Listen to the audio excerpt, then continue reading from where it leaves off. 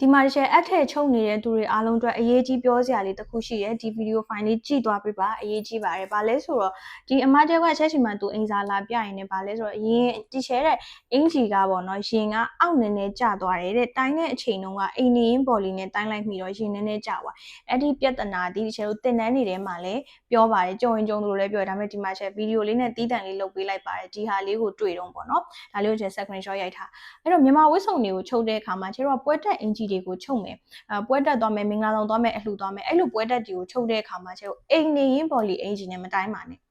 ကိုတိုင်းယူတဲ့အခါမှာအရေးကြီးတယ်ချက်အများနဲ့ပြောတယ်လေအင်ကြီးတစ်ထည်ချုပ်မှာအရင်ဆုံးပါလို့လေကျွန်တော် customer အရင်ကိုတိုင်းနေမလားအဲ့ဒီကိုတိုင်းမှာမှန်ဖို့လိုတယ်အဲ့ဒီကိုတိုင်းမှာဒါမှားခဲ့ဥပမာချက်တော့ရင်36ရှိတဲ့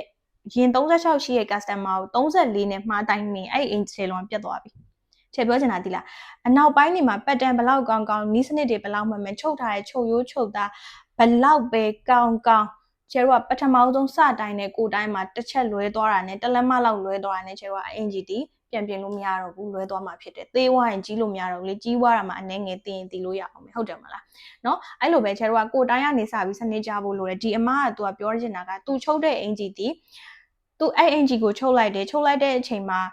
ကိုတိုင်းယူလိုက်တဲ့အချိန်မှာအဲ့ဒီကိုတိုင်းဝတ်မဲ့သူကအိမ်နေရင်ဘော်လီအိမ်နေရင်ဘော်လီဆိုတာတချို့ကဒီဘယ်လိုပြောရမလဲတချို့အိမ်အောင်တဲ့အမတွေတချို့ခလေးအမေအမတွေမှာဆိုလို့ရှိရင်ရှိရကွာဒီပုံမှန်ရင်သားဒီအောက်ကိုနည်းနည်းရှော့ကျနေတတ်တယ်ကျတို့ main ကလေးတွေရင်သားကတော့ဒီလိုဆီလီကွန်ထည့်ထားတဲ့သူနဲ့တော့မတူဘူးပေါ့နော်အလုံးလိုက်ကတ်နေမှာမဟုတ်ဘူးဟိုနည်းနည်းလေးတော့ short တတ်တယ်အဲ့တော့အိမ်နေရင်းမှာလည်းဘသူမှ push up bra ကြီးအများတန်းဟိုမဝတ်ထားနိုင်ဘူးပေါ့နော်ကျတို့ပို့ပေါ်ပပနေတယ်ဒီ page body လောက်ပဲဝတ်ထားတဲ့အချိန်မှာကျတို့ကပွဲတက်သွားမဲ့အင်ဂျီကိုတိုင်းလိုက်ရင်ပြဿနာရှိပါတယ်ဆိုတော့ကျတော့အုံကွက်ထက်မဲ့အင်ဂျီဆိုပိုဆိုးတာပေါ့နော်အုံကွက်ကကျတော့သူ့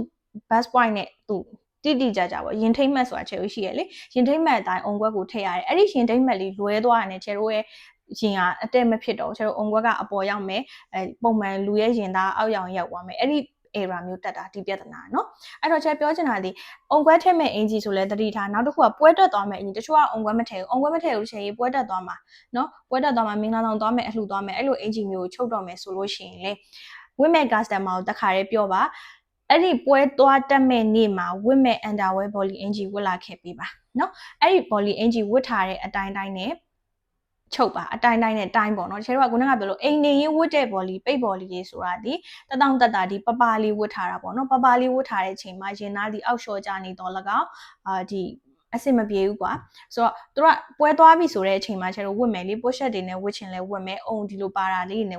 ဝတ်ကြတယ်ဟုတ်တယ်မလားပို့ပြီးတော့ရုပ်ထွက်လာအောင်ဝတ်ကြတဲ့အချိန်မှာကျတော့ကအလွဲတွေသွားပြီးဖြစ်တတ်တယ်ချေပြောတာသဘောပေါက်လားအဲ့ဒီမှာချေတို့ဒါလေးတစ်ခုတတိထားပေးနော်ဒီအမဒါလေးဖြစ်လို့ချေအဲ့ဒါလေးပြောပြပေးတာပါအဲ့တော့ကိုယ့်ရဲ့ customer ကိုတခါရဲပြောပါဒီပွဲတက်အင်ဂျီကိုဝတ်မဲ့အချိန်မှာဝတ်မဲ့ volley အင်ဂျီကိုတခါရဲဝတ်လာပေးပါနောက်တစ်ခုကတချို့က volley အင်ဂျီတော့ဝတ်လာတယ်မှန်တယ်ဒီ volley အင်ဂျီကတချို့ကကြာလေဒီလိုရင်ကိုနည်းနည်းလေးအောက်လျှော်နေဒီကျိုးပေါ့နော်ချေတို့ဒီ volley ကျိုးကရော့နေတာမျိုးရှိတယ်အဲ့တော့တချို့အမတွေကလည်းမသိကြဘူးသူတို့ကလေအင်ဂျီကိုလာအပ်တယ်ဒီဇိုင်နာကိုယုံလို့လာအပ်တယ်ဆက်ချုပ်သမားကိုလာယုံလို့လာအပ်တာ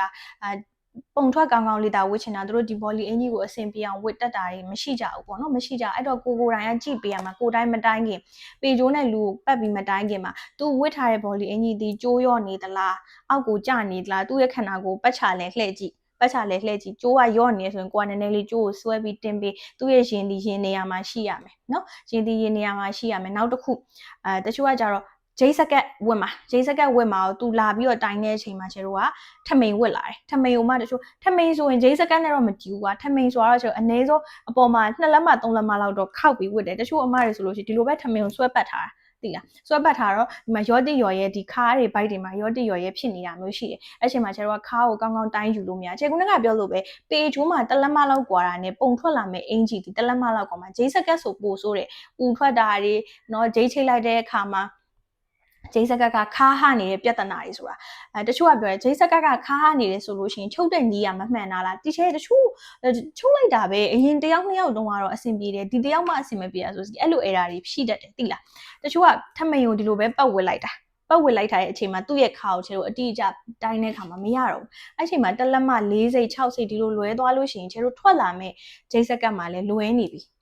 ဟုတ်လားအဲ့ဒီအချိန်ကျမှငါခြုံကြီးကမှားလို့လားတိုင်းတာမှားလို့လားတွက်တာမှားလို့လားစဉ်းစားမနေတော့ဘယ်ကမှားလို့မှမသိတော့ အဲ့ဒီချိန်ကျမှကျွန်တော် error ကိုပြန်လိုက်လို့မရတော့เนาะအဲ့တော့ပထမဆုံးသိရမှာဒီကျွန်တော်ဝတ်တဲ့အချိန်မှာထမိန်ဝတ်လာခဲ့ရင်လည်းတေချာထမိန်ကိုပြန်ဖြတ်ကိုတိုင်းတော့မဲ့အချိန်မှာပြန်ပြီးတော့ပြင်ဝတ်ခိုင်းเนาะတင်းတင်းကြက်ကြက်ကက်ကက်ရရက်လေးတိုင်းခိုင်းအဲ့ဒါမှထွက်လာမဲ့ပုံထွက်တည်လေပွဲတက်မဲ့အချိန်မှာတက်ရရက်ကက်ကက်ချက်ချက်ထွက်မှာဖြစ်တယ်အဲ့တော့ကျွန်တော်ဝတ်လာမဲ့သူရဲ့